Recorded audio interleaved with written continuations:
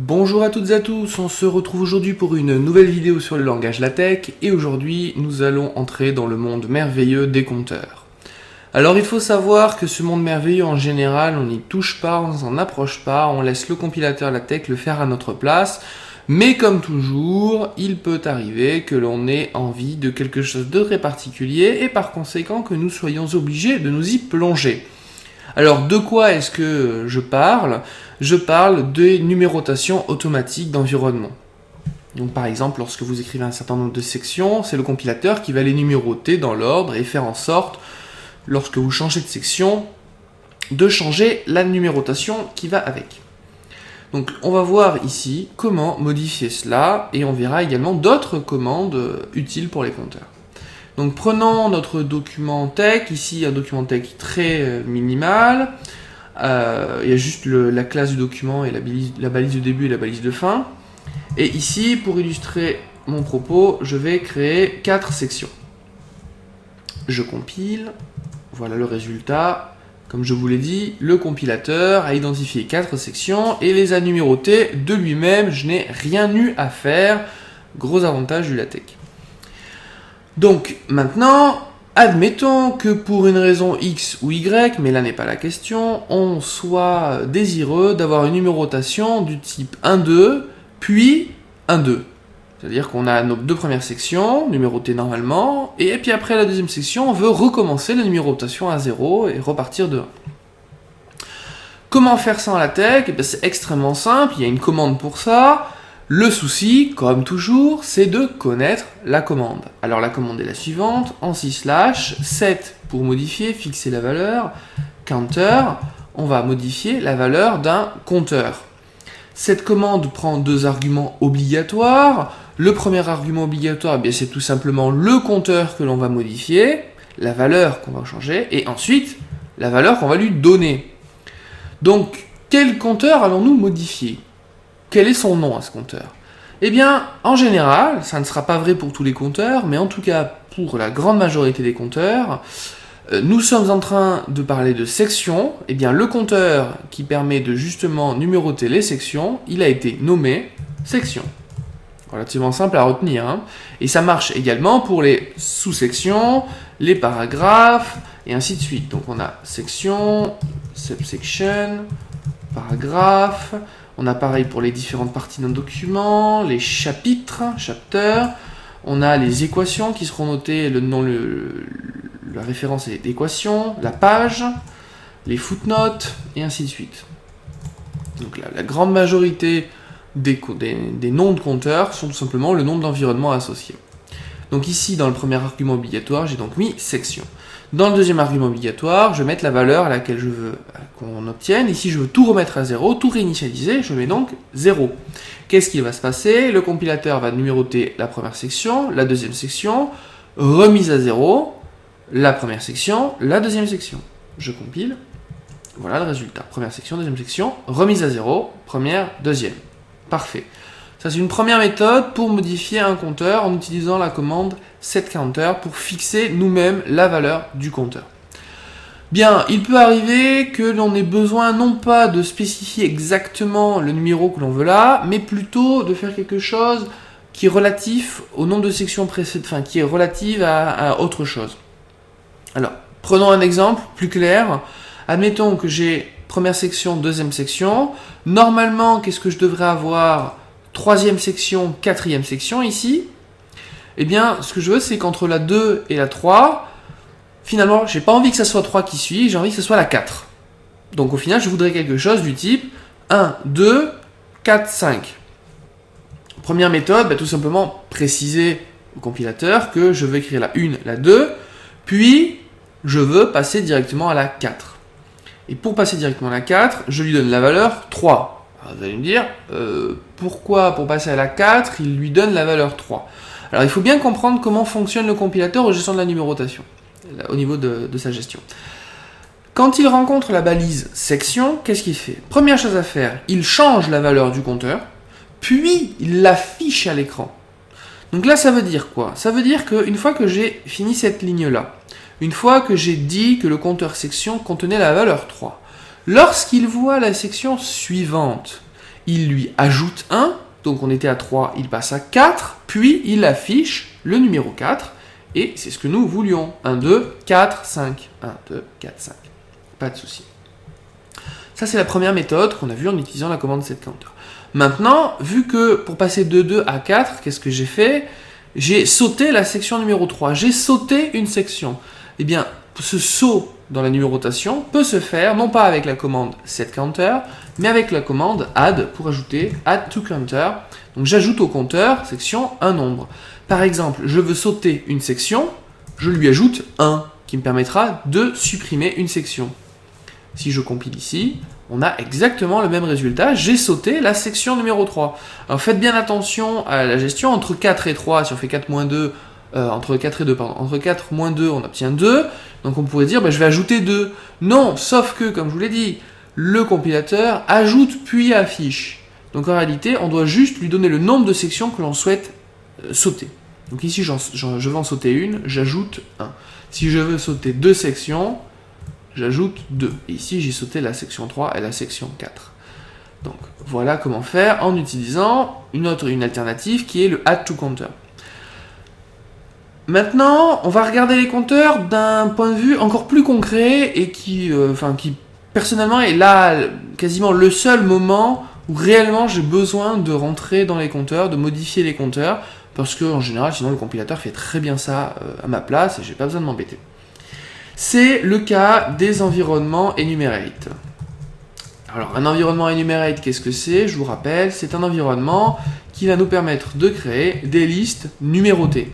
Des listes dont chaque élément de la liste sera donné par la commande anti/item. Si là je compile, j'ai ma liste numérotée automatiquement 1, 2, 3, 4. Bon, a priori, encore une fois, pourquoi toucher au compteur? Tout va bien. Admettons maintenant que j'ai une deuxième liste qui suit la première. Je compile, 1, 2, 3, 4, 1, 2, 3, 4. Parfait, aucun souci jusque-là. Mais maintenant, admettons que pour une raison, encore une fois quelconque, j'ai dû sortir de l'environnement enumerate, mais que je souhaite y re-rentrer en reprenant la numérotation précédente. Donc là, typiquement, au lieu d'avoir 1, 2, 3, 4, 1, 2, 3, 4, j'aimerais avoir 1, 2, 3, 4, 5, 6, 7, 8. Donc comment faire? Première méthode, on l'a vu, on utilise la commande soit setCounter, soit add2counter. Donc ça se fait en tout cas à quel moment? Ça se fait lorsque l'on rentre dans l'environnement enumerate. Donc on va utiliser setCounter, deux arguments obligatoires, la valeur que je veux que le compteur prenne. Dans le premier environnement ici, nous avons fait 4 items. Donc, quand on va reprendre à la suite, le prochain sera le 5e. Étant donné que le compilateur ajoute juste au moment où il voit le nouvel item, nous allons lui dire de prendre la valeur 4. Comme ça, lorsqu'il verra l'item qui est ici, il va ajouter 1, puis l'afficher. Donc on va partir de 4 jusqu'à 5. Ça, c'est la valeur qu'on va donner au compteur. Et maintenant, c'est... Qu'est-ce qu'on a besoin comme deuxième argument obligatoire? Eh bien, le nom du compteur que l'on va modifier. Alors, je vous ai dit tout à l'heure que, en général, on faisait en sorte que le nom de l'environnement correspondait au nom du compteur, sauf que enumerate, c'est un cas justement particulier où ça ne marche pas comme ça. Le nom du compteur, ici, c'est enum_i. Je vais vous montrer le résultat et ensuite je vais vous expliquer pourquoi c'est enum_i et pourquoi il y a une différence ici par rapport au compteur de section, sous-section, paragraphe et ainsi de suite. Donc là, comme je vous ai dit, on a modifié le compteur enum_i, on lui a donné la valeur 4, je compile, je vais ici, qu'est-ce que je vois? Parfait, le résultat qu'on souhaitait, 1, 2, 3, 4, 5, 6, 7, 8. Première méthode, on a utilisé la commande setCounter. On aurait pu utiliser la commande add2counter. Lorsque le compilateur rentre dans le deuxième environnement enumerate, il a remis à 0 le compteur enum_i. Sauf que voilà, nous, on ne voulait pas qu'il soit remis à 0, on voulait commencer 4 items plus loin. Donc, au lieu de repartir à 0, je veux sauter les 4 premiers items que j'ai déjà utilisés dans le premier environnement. Je veux sauter le 1, 2, 3, 4, et je veux passer à 5. Je veux en sauter 4, j'ajoute la valeur 4. Je compile, et là, pareil, pas de souci, bon résultat, aucun problème, 1, 2, 3, 4, 5, 6, 7, 8. Très bien, sauf que, voilà, là on est un petit peu entre deux pratiques du langage LaTeX. Première pratique, tout est automatisé, on n'a rien à faire, le compilateur gère tout, aucun problème au niveau de la numérotation, c'est fait automatiquement. Deuxième pratique, on commence à s'en mêler, on commence à modifier nous-mêmes les compteurs, on y arrive au bon résultat, pas de souci. Sauf que si on souhaite maintenant mélanger les deux, alors quand je dis mélanger les deux, c'est en réalité utiliser des méthodes des deux. Alors on va avoir des soucis. Alors qu'est-ce que j'entends par là? Eh bien, admettons qu'on se soit trompé dans la première liste et qu'on ait mis une item en trop. Si je l'enlève, qu'est-ce qui va se passer? Normalement, si le compilateur prend tout en charge, il adapte la numérotation, nous n'avons rien à faire. Sauf que maintenant, nous sommes rentrés dedans, nous avons commencé à jouer avec les compteurs. Et si je compile désormais, qu'est-ce qui se passe? Eh bien, j'ai un problème dans ma numérotation. Ce numéro que j'ai fait disparaître, il n'existe plus. J'ai 1, 2, 3, 5, 6, 7, 8. Tout ça pourquoi? Parce que quand j'ajoute au compteur, j'ajoutais le nombre d'items précédentes, que j'avais précédentes. Tout à l'heure, j'en avais 4, donc j'ajoutais 4. Maintenant, étant donné que j'en ai enlevé une, il faudrait également mettre à jour ici, en changeant ce 4 par un 3. Sauf que voilà, ça commence à devenir fastidieux, surtout si vous avez des gros documents et que vous devez faire ce genre d'opération régulièrement. Ou si vous êtes vraiment en mode édition, vous pouvez changer régulièrement, ajouter, enlever des items, 1, 2, 3, enfin faire ça plusieurs fois, ça commence à se compliquer et puis c'est un peu fatigant et c'est contre l'esprit du LaTeX. Donc ce que je vais vous montrer là, c'est comment faire pour pallier à ce problème-là. Donc pour pallier à ce problème-là, ce que l'on va faire, c'est utiliser un compteur intermédiaire qui va mémoriser de manière automatique, ou en tout cas de manière pseudo-automatique, le nombre d'items que nous avions utilisés dans le premier environnement enumerate. Donc on va se créer notre propre compteur, créer un nouveau compteur, et un nouveau compteur va se faire grâce à la commande /new pour nouveau counter. New counter, et on lui donne un nom. Donc là, par exemple, pour faire simple, je vais l'appeler mon compteur. Voilà, j'ai créé mon compteur, je dis au compilateur, voilà, cet objet, mon compteur, c'est une variable qui va contenir un nombre qui sera l'endroit où j'en suis pour l'instant. Parfait, très bien. Ensuite, dans mon premier environnement enumerate, je vais à la toute fin lui dire, attention, nous en sommes à tel numéro, va le stocker dans mon compteur. Donc ça se fait par setCounter pour changer la valeur d'un compteur. Quel compteur je vais modifier ici? Je vais modifier mon compteur personnel, mon compteur, et quelle valeur je vais lui mettre? Je vais lui mettre la valeur du compteur de l'environnement enumerate. Donc ici, je vous ai dit qu'il s'appelait enum_i. Si je fais ça et que je compile, boum, ici, fatal error, on a un souci, ça ne marche pas. Pourquoi? Attention, la commande setCounter, je vous rappelle que le deuxième argument, c'est un nombre. C'est le nombre que nous allons mettre dans le compteur qui est à gauche, ici, dans le premier argument. Sauf que enum_i, ce n'est pas un nombre. C'est une variable qui contient un nombre.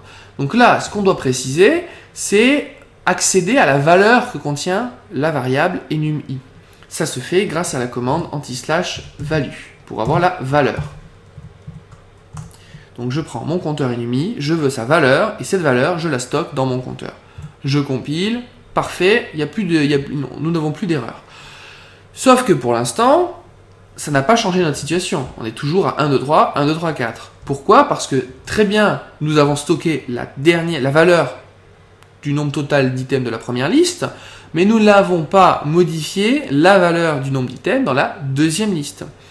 Donc dans la deuxième liste, au tout début, avant de rencontrer les items, on va changer la valeur du compteur de cet environnement par la valeur que nous avons sauvegardée.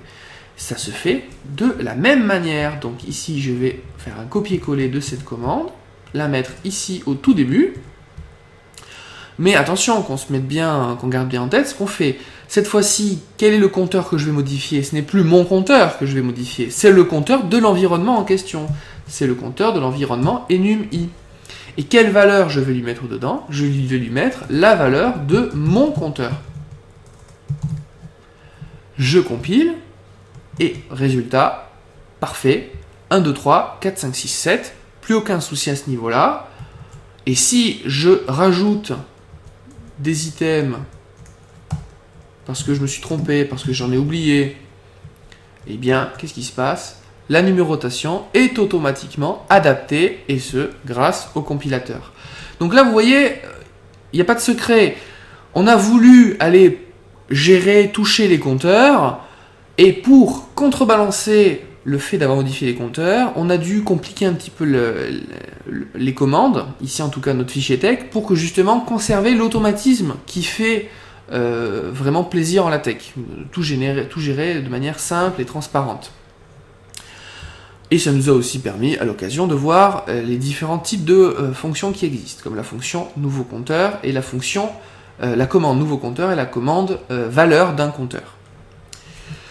Très bien, alors on en a fini avec les compteurs, mais je voulais juste vous préciser ce que j'ai dit au milieu de vidéo, c'est pourquoi est-ce que ce compteur s'appelle enum.i et pas enumerate, ce qui serait son nom a priori qu'on s'attendrait à avoir compte tenu des règles précédentes que je vous avais énoncées. Donc je vous rappelle que c'est que la section s'appelle, le compteur de la section s'appelle section, le compteur de la sous-section s'appelle sous-section, ainsi de suite. Eh bien, les compteurs s'appellent enum.i, enum.i, car nous sommes dans le premier environnement enumerate. Qu'est-ce que je veux dire par là?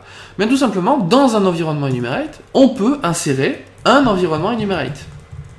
Donc on a différentes profondeurs d'environnement enumerate. Et à cause de ces différentes profondeurs, le compilateur, si on utilisait uniquement un compteur appelé enumerate, il ne serait pas capable de lui-même de savoir à quelle profondeur il se trouve.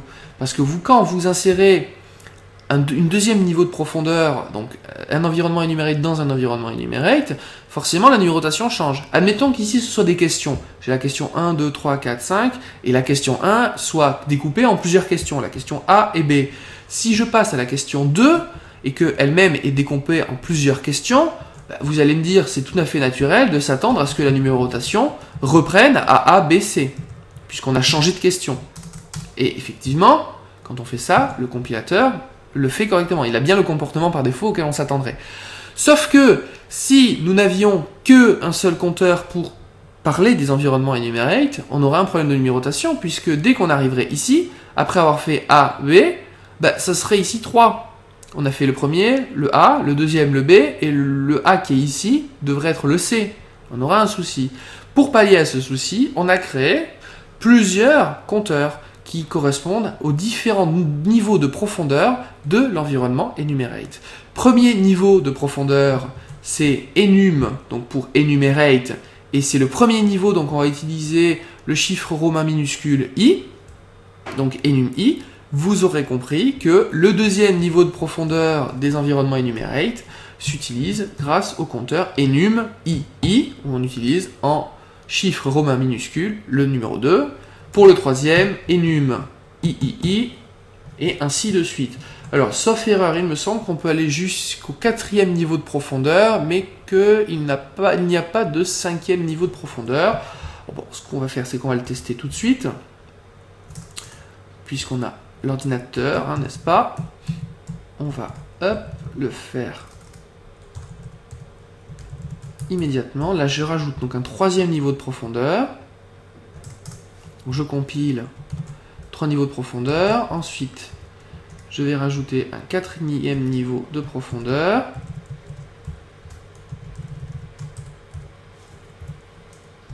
Quatrième niveau de profondeur. Et maintenant, si je souhaite rajouter un cinquième niveau de profondeur, et là, nous avons un souci au niveau du cinquième. Donc voilà, nous avons ici un fatal error. C'est qu'on ne peut pas faire plus de 4 niveaux de profondeur en enumerate. Donc par conséquent, au niveau des compteurs, nous avons le enum.i, enum.ii, enum.iii, et le quatrième niveau de profondeur en chiffre romain, c'est un i et un v pour le quatrième niveau. Et donc voilà pourquoi nous avons des compteurs qui n'ont pas la numérotation standard, ou en tout cas la numérotation très simple à mémoriser. Voilà, donc là j'espère vous avoir convaincu que les compteurs sont très pratiques, surtout pour les listes, très puissants, que vous êtes maintenant capable de les modifier, de les adapter. Et puis voilà, je vous remercie de m'avoir écouté et on se retrouve pour une prochaine vidéo sur le langage LaTeX.